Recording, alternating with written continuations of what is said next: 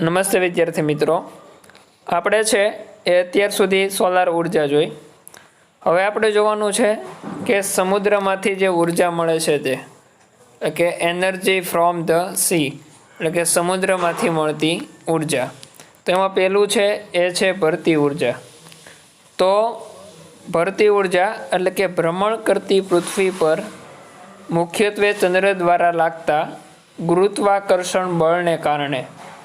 હવે જે આપણે જે ભ્રમણ પૃથ્વી છે સતત ભ્રમણ કરે છે, તો આ ભ્રમણ કરતી પૃથ્વી પર છે એ મુખ્યત્વે ચંદ્ર દ્વારા લાગતું જે ગુરુત્વાકર્ષણ બળ છે, તો એ ગુરુત્વાકર્ષણ બળને કારણે છે એ સમુદ્રના જળ સ્તરોમાં, જે સમુદ્રનું જળ સ્તર છે એમાં ઉતાર તથા ચઢાવ આવે. જો સમુદ્ર છે એનું જળ સ્તર છે ક્યારેક વધતું હોય છે, ક્યારેક ઘટતું હોય છે. તો જો તમે છે એ સમુદ્રની નજીક રહેતા હો અથવા તો સમુદ્રની નજીકના સ્થળે ગયા હો, તો દિવસ દરમિયાન સમુદ્રની સપાટીમાં કેવા ફેરફારો થાય છે તેનું અવલોકન કરો. હવે તમે છે કોઈ સમુદ્રની નજીક ગયા હો, બરાબર, અથવા તમે ત્યાં રહેતા હો અથવા તો ત્યાં તમે ફરવા ગયા હો, તો એ દરમિયાન છે એ સમુદ્રની સપાટીમાં કેવા ફેરફારો થાય છે તો એનું તમારે અવલોકન કરવાનું છે. તો આ ઘટનાને છે એ ભરતી અને ઓટ કહેવાય. ખબર છે, આપણે સામાન્ય રીતે કહેતા હોય પાણી છે આવતું હોય તો એને ભરતી કહીએ, અને પાણી પાછું જતું હોય તો એને ઓટ કહીએ છીએ. તો સામાન્ય રીતે આ જે ઘટના જોવા મળે છે પાણીના ઉતાર ચઢાવની, તો એને છે એ ભરતી અને ઓટ કહેવામાં આવે છે. સમુદ્રની સપાટીનો તફાવત આપણને ભરતી ઉર્જા આપે છે. જે સમુદ્રની સપાટી છે એમાં જે તફાવત જોવા મળે છે એ આપણને શું આપે છે તો કે ભરતી ઉર્જા આપે છે. તો સમુદ્ર તરફ છે એ ખુલતો સાંકડો ડેમ બાંધીને ભરતી ઉર્જાનું ઉપયોગી રૂપાંતરણ કરી શકાય છે. આપણે છે એ સમુદ્ર તરફ છે એ ખુલતો સાંકડો ડેમ બાંધી અને જે ભરતી ઉર્જા છે એ ભરતી ઉર્જાનો ઉપયોગી રૂપાંતરણ આપણે છે કરી શકીએ છીએ. તો છે એ ડેમ જ્યાં ખુલ્લે છે ત્યાં ટર્બાઇન ગોઠવી અને ભરતી ઉર્જાનું વિદ્યુત ઉર્જામાં રૂપાંતરણ કરી શકાય છે. હવે તમે છે કોઈ સમુદ્ર છે, બરાબર, ત્યાં ડેમ બાંધી દો, તો સાંકડો ડેમ બાંધી દેવાનો, પછી છે ભરતી ઉર્જા જે છે એમનું ઉપયોગી રૂપાંતરણ કરી શકાય છે. બરાબર, જે ઉર્જા છે એનું તમે રૂપાંતરણ કરી શકો છો. અને ડેમ જ્યાં ખુલે છે ત્યાં તમે ટર્બાઇનને ગોઠવી દેશો તો ટર્બાઇન છે એની ભરતી ઉર્જાનું વિદ્યુત ઉર્જામાં રૂપાંતરણ કરી શકાય છે. તો આ પ્રકારના છે એ ડેમ બનાવી શકાય તેવા સ્થળો ખૂબ જ મર્યાદિત છે. તે તમે જાતે જ વિચારી શકો છો કે તમે આવા છે એ ડેમ બનાવી શકો એવા સ્થળો છે એ ખૂબ જ મર્યાદિત છે. બરાબર, તો એ તમે છે જાતે વિચારી શકો. ત્યાર પછીની ઉર્જા છે એ છે તરંગ ઉર્જા, બરાબર, વેવ એનર્જી. તો આ જ રીતે છે એ સમુદ્ર કિનારાની નજીક છે એ મોટા તરંગો સાથે સંકળાયેલી ગતિ ઉર્જાને છે એ જ રીતે આપણે આંતરિક અને વિદ્યુતનું ઉત્પાદન કરી શકાય છે.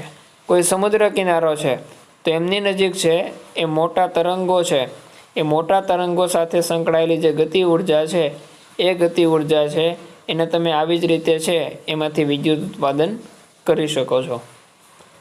તો સમુદ્ર તટ છે એટલે કે સમુદ્ર કિનારો છે એના પર એક તરફથી બીજી તરફ વહેતા ભારે પવનો વડે તરંગો રચાય છે. જે સમુદ્ર તટ હશે તો ત્યાં છે એ એક તરફથી બીજી તરફ વહેતા જે ભારે પવનો છે એ પવનો વડે છે તરંગો રચાતા હોય છે.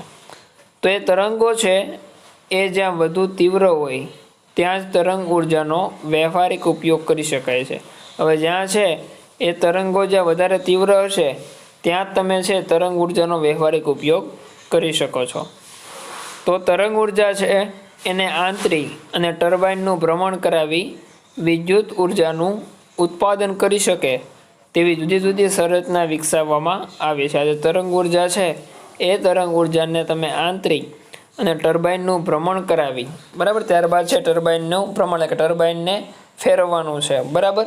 તો એને તમે ભ્રમણ કરાવી અને ટર્બાઇનમાંથી છે ટર્બાઇનના ભ્રમણને લીધે છે તેમાંથી વિદ્યુત ઉર્જા ઉત્પન્ન કરી શકો છો, બરાબર. તો એના માટે છે જુદી જુદી સંરચનાઓ છે એ વિકસાવવામાં આવી છે, બરાબર. ત્યારબાદ આપણે જોઈએ તો હવેની ઉર્જા છે એ છે સમુદ્ર તાપીય ઉર્જા। તો તમે જોશો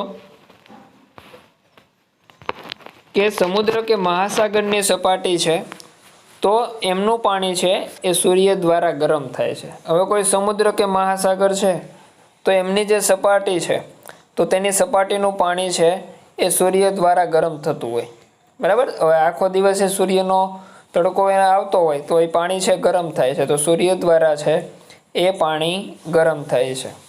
અને તેની સરખામણીએ ઊંડાઈવાળા ભાગનું પાણી છે ઠંડુ હોય, બરાબર। એ જે સમુદ્રનું પાણી છે તો એમની સરખામણીએ તમે જુઓ કે જે ઊંડાઈવાળા ભાગનું પાણી છે કેવું જોવા મળે છે તો કે ઠંડુ હોય છે। તો તાપમાનના આ તફાવતનો ઉપયોગ સમુદ્ર તાપીય ઉર્જાના રૂપાંતરણ પ્લાન્ટમાં ઉર્જા મેળવવામાં થાય। તો જે તાપમાનનો આ તફાવત છે કે ઉપર છે ગરમ પાણી છે, નીચે જ્યારે ઠંડુ પાણી છે, તો આ જે તફાવત છે એ તફાવતનો ઉપયોગ છે એ સમુદ્ર તાપીય ઉર્જા છે એમના રૂપાંતરણ પ્લાન્ટ ઉર્જામાં છે એ મેળવવા થાય છે। જો છે એ સપાટી પર રહેલું પાણી અને 2 કિલોમીટર સુધીની ઊંડાઈએ રહેલ પાણી છે તો એ બંનેના તાપમાન વચ્ચેનો તફાવત છે એ 20 કેલ્વિન અથવા તો 20 ડિગ્રી સેલ્સિયસ કે તેનાથી વધારે હોય તો આવા પ્લાન્ટ છે તમે કાર્યાન્વિત કરી શકો છો, એટલે ત્યાં છે આવો પ્લાન્ટ તમે બનાવી શકો, બરાબર। ફરીવાર જુઓ કે આવો પ્લાન્ટ તમે ક્યાં બનાવશો કે જ્યાં છે એ તાપમાનના તફાવત કે જે છે એ જે સપાટી પર રહેલું પાણી અને 2 કિલોમીટર સુધીની ઊંડાઈએ રહેલું પાણી એના તાપમાન વચ્ચેનો તફાવત 20 ડિગ્રી સેલ્સિયસ કે તેનાથી વધારે હોય તો આવા પ્લાન્ટ તમે છે બનાવી શકો છો। ત્યારબાદ જોઈએ કે એમોનિયા જેવા જે બાષ્પશીલ પ્રવાહી છે તો એ પ્રવાહીને ઉકાળવા સપાટીના હુફાળા પાણીનો ઉપયોગ થાય, બરાબર। જે એમોનિયા જેવા બાષ્પશીલ પ્રવાહી છે તો આ પ્રવાહીને તમારે ઉકાળવા હોય તો એ ઉકાળવા માટે છે એ જે સપાટી પર રહેલું જે હુફાળું પાણી છે તો એ પાણીનો ઉપયોગ કરવામાં આવે છે। પ્રવાહીની બાષ્પ વડે જનરેટરના ટર્બાઇનને ચલાવી શકાય। જે પ્રવાહી છે તો એમની જે બાષ્પ હશે તો એ પ્રવાહીની જે બાષ્પ બને છે એ બાષ્પ વડે છે તમે જનરેટર છે તો જનરેટરનું ટર્બાઇન છે તમે ચલાવી શકો છો। સમુદ્રમાં ઊંડે રહેલા ઠંડા પાણીને પંપ કરી ઉપર લાવીને તેના દ્વારા બાષ્પનું ફરીથી પ્રવાહીમાં ઠારણ કરવામાં આવે છે। ત્યારબાદ જે સમુદ્રમાં જે ઊંડે રહેલું ઠંડુ પાણી છે તો એ ઠંડા પાણીને છે એ તમારે પંપ કરી અને ઉપર લાવવાનું છે અને તેના દ્વારા છે એ તમે જે બાષ્પ છે એ બાષ્પનું ફરીથી પ્રવાહીમાં ઠારણ કરાવી શકો છો। તો સમુદ્રમાંથી મળતી આ જે ઉર્જા છે, જે ભરતી ઉર્જા છે, તરંગ ઉર્જા અને સમુદ્ર તાપીય ઉર્જા, ત્રણેય ઉર્જા આપણે જોઈ એ ઘણી વધુ હોય છે, પરંતુ છે એ ક્ષમતાપૂર્વક વ્યાપારી ઉપયોગ કરવો મુશ્કેલ બને છે। તમારે એક વ્યાપારી ધોરણે એનો ઉપયોગ કરવો હોય, એમાંથી પૈસા કમાવા હોય તો એના માટે છે એ મુશ્કેલ પડે છે।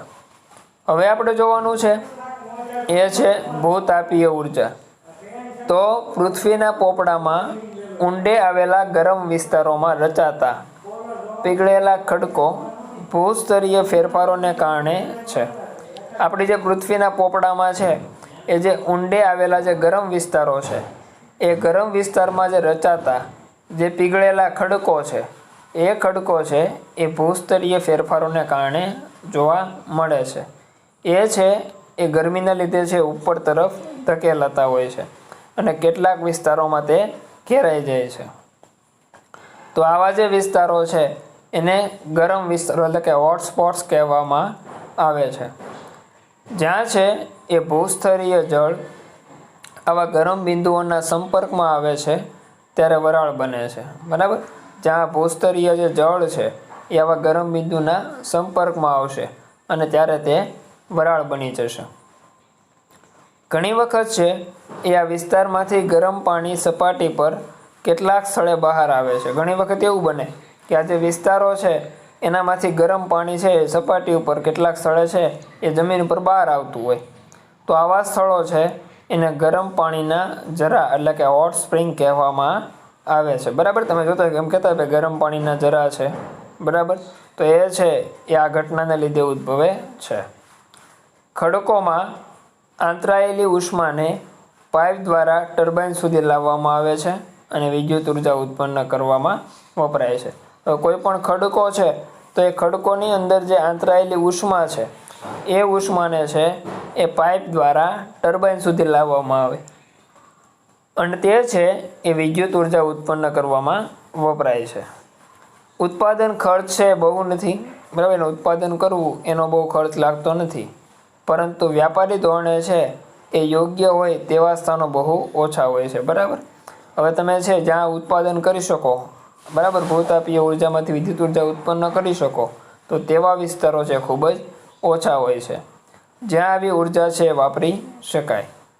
તો ભૂસ્તરીય ઉર્જા પર આધારિત ઘણા પાવર પ્લાન્ટ છે એ ન્યૂઝીલેન્ડ અને યુનાઇટેડ સ્ટેટ ઓફ અમેરિકા ત્યાં છે આવા પ્લાન્ટ આવેલા છે, બરાબર.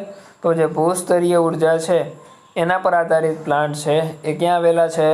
તો કે એવા પાવર પ્લાન્ટ છે ન્યૂઝીલેન્ડ અને યુનાઇટેડ સ્ટેટ ઓફ અમેરિકામાં છે એ આવા પ્લાન્ટ કાર્ય કરે છે. ત્યાર પછીની ઉર્જા છે એ છે ન્યુક્લિયર ઉર્જા. તો ન્યુક્લિયર ઉર્જા કેવી રીતે મેળવી શકાય છે?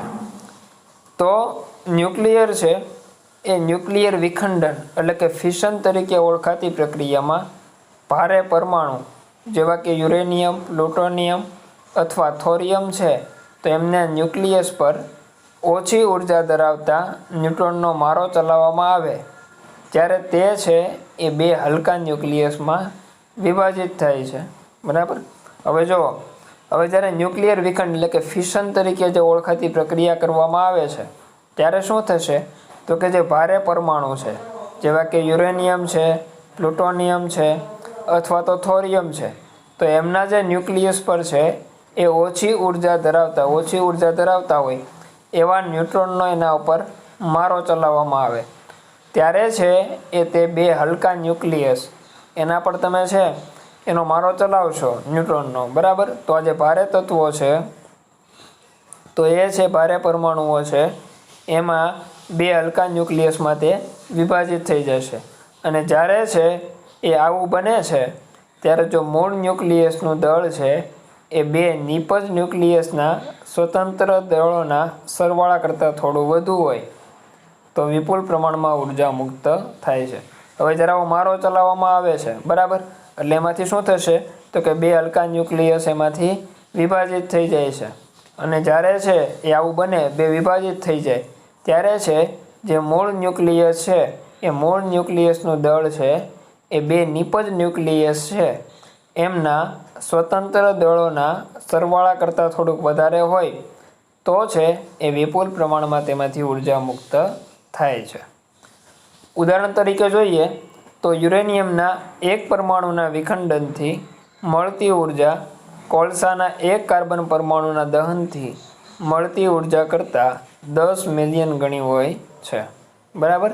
ઉદાહરણ તરીકે જોઈએ તો યુરેનિયમ છે તો એમનો એક પરમાણુ છે એ એક પરમાણુના વિખંડનથી જે મળતી ઉર્જા છે એ જે કોલસાના એક કાર્બન પરમાણુ છે તો એક કાર્બન પરમાણુના દહનથી જે મળતી ઉર્જા છે એ ઉર્જા કરતાં 10 મિલિયન ગણી હોય છે.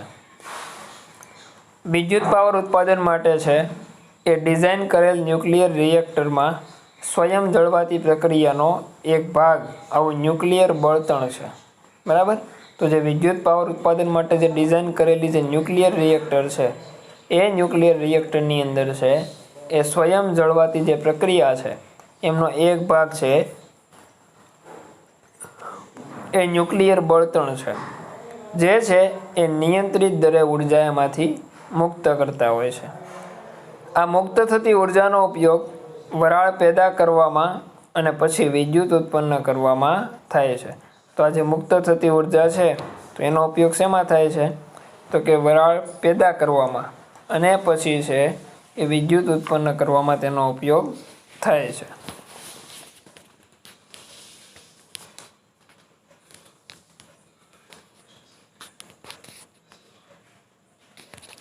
ચાલો હવે આપણે આગળ જોઈએ.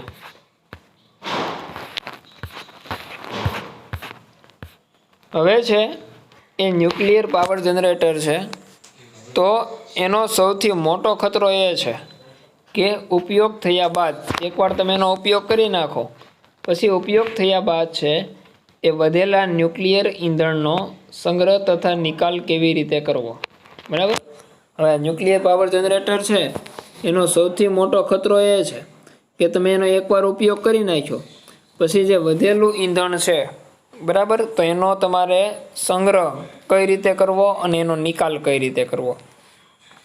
કારણ કે જે છે એ વધેલા ઈંધણમાં રહેલું જે યુરેનિયમ છે એ હજુ પણ કેવું છે તો કે હાનિકારક કણોમાં વિભંજન પામી અને વિકિરણોનું ઉત્સર્જન ચાલુ રાખે છે. હવે એમાં જે રહેલું જે ઈંધણ છે, બરાબર, એ ઈંધણમાં જે યુરેનિયમ રહેલો છે, તે યુરેનિયમ છે એ હજુ પણ એવો છે કે એમાંથી જે હાનિકારક કણો છે એમાંથી વિભંજન પામે છે અને વિભંજન પામી અને વિકિરણોનું ઉત્સર્જન છે એ ચાલુ રાખે છે.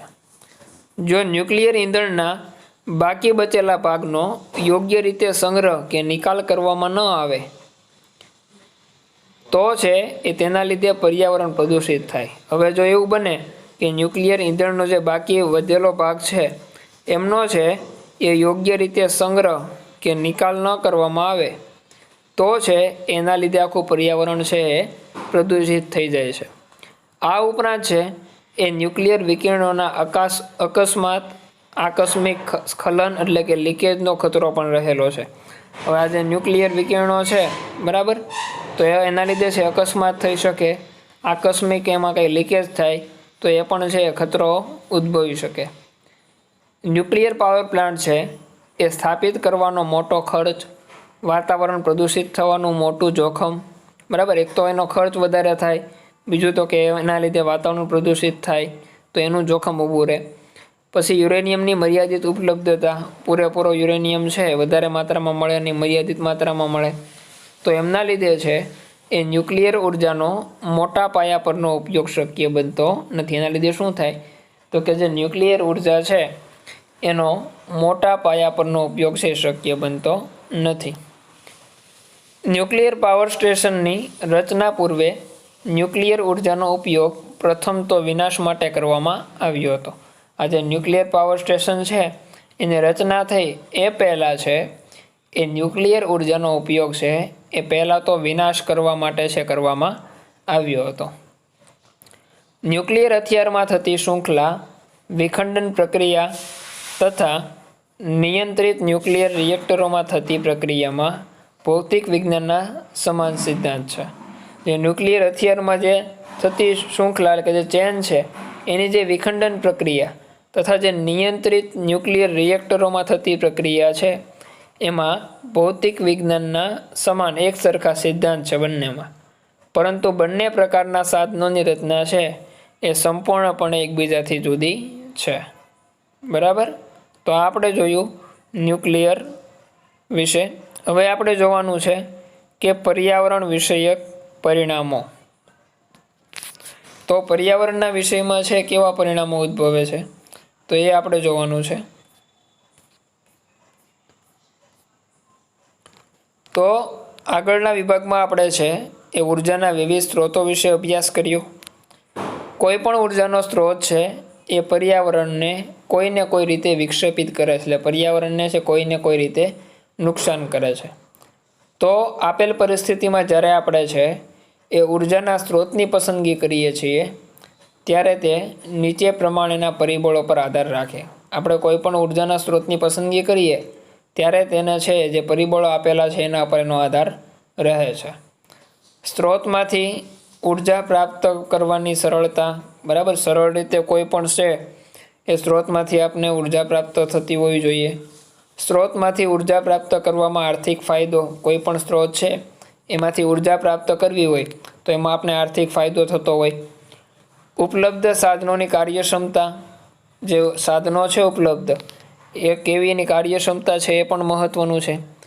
તથા તે ઉર્જા સ્ત્રોતનો ઉપયોગ કરવાથી છે એ પર્યાવરણને થતી હાનિ, તમે એ ઉર્જા સ્ત્રોતનો ઉપયોગ કરો તો એના લીધે પર્યાવરણને શું નુકસાન થાય એનો પણ ખબર હોવી જોઈએ. જ્યારે આપણે છે એ સીએનજી જેવા સ્વચ્છ બળતણના વિષયમાં વાત કરીએ છીએ ત્યારે તે કહેવું વધારે યોગ્ય છે કે અમુક ઉર્જા સ્ત્રોત બીજા સ્ત્રોતની સરખામણીમાં વધારે સ્વચ્છ છે. હવે આપણે સીએનજીની વાત કરતા હોઈએ, બરાબર, કે કોમ્પ્રેસ નેચરલ ગેસ, બરાબર, તો એવો ગેસ છે. તો એવા ગેસની અંદર છે એ આપણે કહીએ કે ભાઈ અમુક ઉર્જાનો સ્ત્રોત છે એ બીજા સ્ત્રોતની સરખામણીમાં કેવા છે? વધારે સ્વચ્છ છે.